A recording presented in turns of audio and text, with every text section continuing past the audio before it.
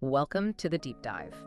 Look, for so many families, getting an autism diagnosis for a child, it can feel like suddenly stepping into this whole new, really complex world. You're often left with way more questions than answers, just trying to figure out what it all means, what comes next, how you can best support your loved one. So our mission today is to try and cut through some of that initial overwhelm. We're diving deep into autism spectrum disorder, ASD, using insights from a great guide for parents, plus some really thoughtful blog posts. We want to pull out the crucial bits for you. That's exactly right. Yeah. The goal here is to give you a clear, hopefully empathetic shortcut to understanding ASD. We'll cover the basics, like what it is, how it's diagnosed, right through to the different treatment options and the kind of real-world support available. By the end, hopefully you'll feel much more informed and maybe a bit more prepared for the journey ahead. Okay, so to really cut through that overwhelm, let's start at the beginning. What is autism spectrum disorder, fundamentally? Well, at its core, ASD is a developmental disability. It stems from inherent differences in the brain. And these differences show up in unique patterns, things like behavior, communication, social interaction, even learning styles. And it's so important to stress when we say spectrum, we really mean it. Abilities can vary just so much. You might meet someone who's incredibly chatty, great conversational skills, while someone else might be entirely nonverbal. It's not a line, it's more like a huge color wheel. A vast range. Mm-hmm. And it's crucial to get that it isn't something related to childhood. The sources make it clear ASD typically presents, well, the brain differences are there from before birth, really, and it affects people throughout their whole lives. Now, symptoms can improve over time, definitely, with the right support, but autism itself is lifelong. Right. So understanding what it is, that naturally leads to the next big question. How is it actually diagnosed? And this is where it gets, well, pretty nuanced, doesn't it? It really does. Because there isn't a simple medical test, like a blood test or something. Exactly. No single test. Doctors have to rely on carefully observing a child's behavior and their development over time. It's about building a picture. Okay. And, well, sometimes early signs can be picked up maybe around 18 months. A diagnosis from someone experienced is usually considered pretty reliable by age 2.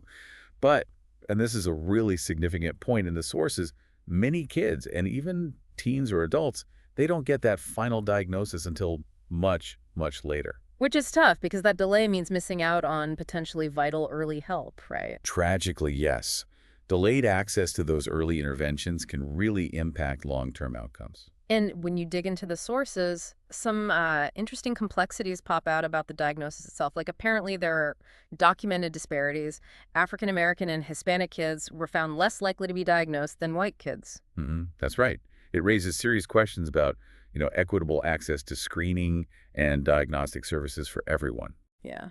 And another thing, kids with autism often have other conditions too, like ADHD is a common one. Very common, which of course can make the diagnosis and the treatment planning even more complex. And just briefly, on the tools used, the sources mention a few things, like there are screening questionnaires, the M-CHODR, I think, often for toddlers. Yeah, that's an early screener parents might encounter. And then more in-depth tools for older individuals, like the AQ test or the RADR. Right, the RITBO Autism Asperger Diagnostic Scale Revised. That's often used when diagnosis might have been missed earlier. These are all just pieces of the puzzle for the professionals. Got it. So, okay, we have a diagnosis. What does that mean for treatment? What's the approach? Well, the big thing to understand is there's no cure for ASD and definitely no one-size-fits-all treatment plan. Absolutely not. The real goal is to maximize someone's ability to function, reduce challenging symptoms, support their development, support their learning in their own way.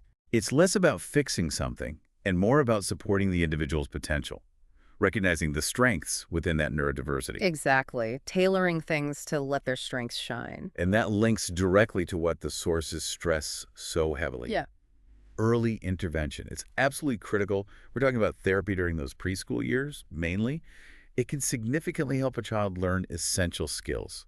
Social, communication, functional, behavioral stuff. That early window seems key. So what kind of support, what kind of therapies are we actually talking about? Well, it's usually a mix and really has to be tailored, customized to the child. You'll often see behavioral therapies, communication therapies, helping build those social and expressive skills. Okay. Then there are educational therapies, focused on learning styles, family therapies too, which are so important for supporting the whole family unit. Right, the whole ecosystem. Exactly. And specific things like speech therapy, obviously for communication, occupational therapy, which helps with daily living activities, sensory needs. Makes sense. What about medication? Is that part of the picture? Sometimes, yes. But it's important to be clear. No medicine improves the core signs of ASD itself. What medication can do is help manage associated symptoms, things like depression, anxiety, or maybe attention issues, hyperactivity, so it can improve overall well-being in that sense. Okay, that's a helpful clarification. And connecting this to the bigger picture, we need to remember autism is lifelong. Most people will keep learning, keep compensating, finding ways to navigate the world, but many will need some level of ongoing support throughout their lives. So thinking ahead is important. Hugely important. Planning for future opportunities like, what about employment, college? Where will they live? How can we support their independence as they become adults? Thinking about that early makes the process much smoother down the line. Absolutely. So thinking about parents listening, how can they best support their child on this journey? What's the starting point? Well, the sources are pretty clear on this. The first, most fundamental step is just love and acceptance. Truly embracing your child for who they are, neurodiversity and all. That sounds like the foundation for everything. It really is. And from there, it's about education. Educating yourself about autism, really understanding it, and then becoming a strong, informed advocate for your child's needs, whether that's in school, social settings, healthcare.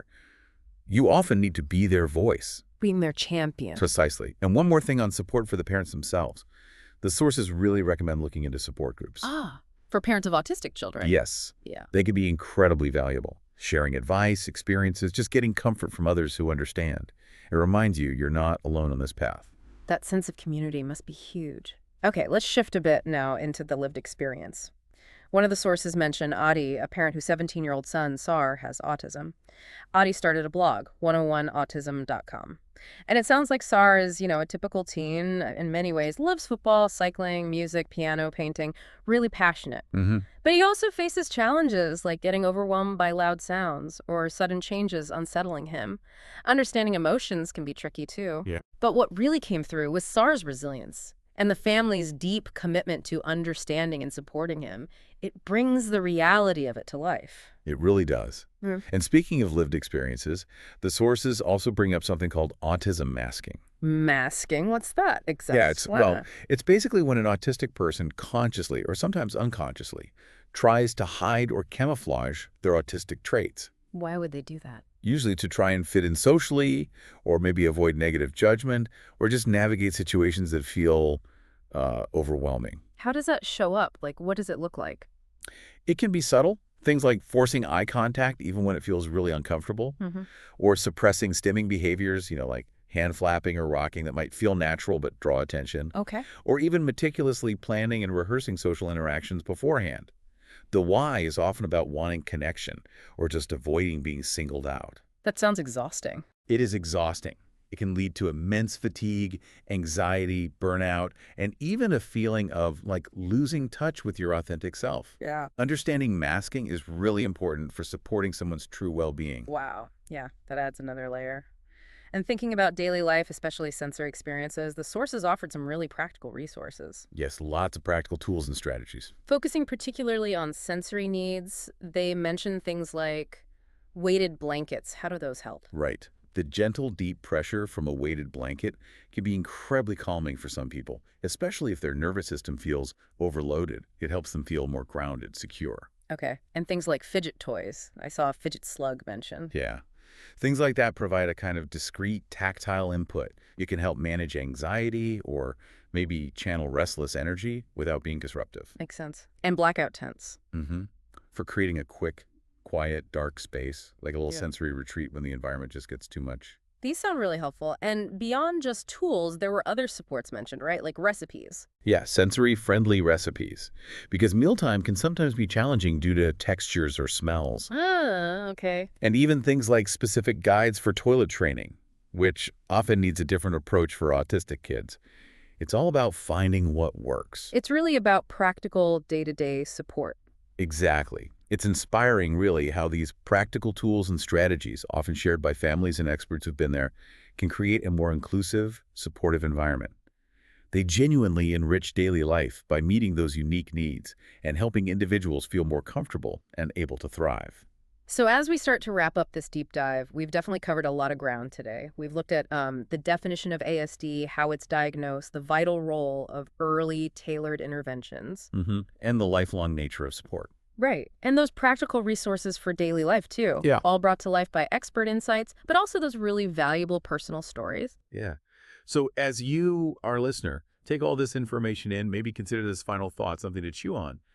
Given this incredible diversity within the autism spectrum, all the different experiences, abilities, ways of thinking, what new perspectives, what truly innovative solutions might pop up if we really embrace neurodiversity?